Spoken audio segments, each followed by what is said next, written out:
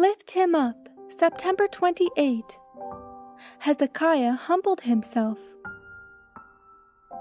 Hezekiah humbled himself for the pride of his heart, both he and the inhabitants of Jerusalem, so that the wrath of the Lord came not upon them in the days of Hezekiah. Filled with remorse, Hezekiah humbled himself for the pride of his heart. But the evil seed had been sown, and in time was to spring up and yield a harvest of desolation and woe.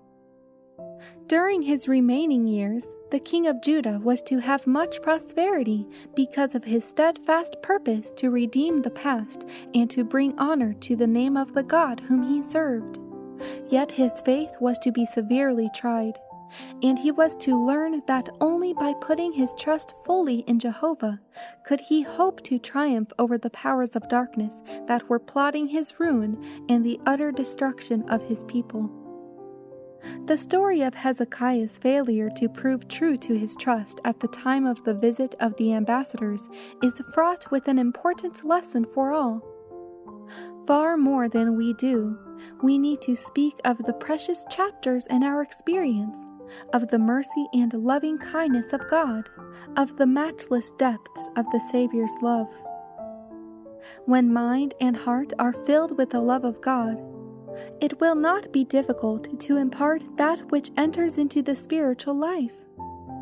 Great thoughts, noble aspirations, clear perceptions of truth, unselfish purposes, yearnings for piety and holiness will find expression in words that reveal the character of the heart treasure. Those with whom we associate day by day need our help, our guidance. They may be in such a condition of mind that a word spoken in season will be as a nail in a sure place. Tomorrow, some of these souls may be where we can never reach them again. What is our influence over these fellow travelers? Every day of life is freighted with responsibilities which we must bear. Every day, our words and acts are making impressions upon those with whom we associate. How great the need that we set a watch upon our lips and guard carefully our steps. One reckless movement, one imprudent step, and the surging waves of some strong temptation may sweep a soul into the downward path. We cannot gather up the thoughts we have planted in human minds. On the other hand, if by our example we aid others in the development of good principles, we give them power to do good.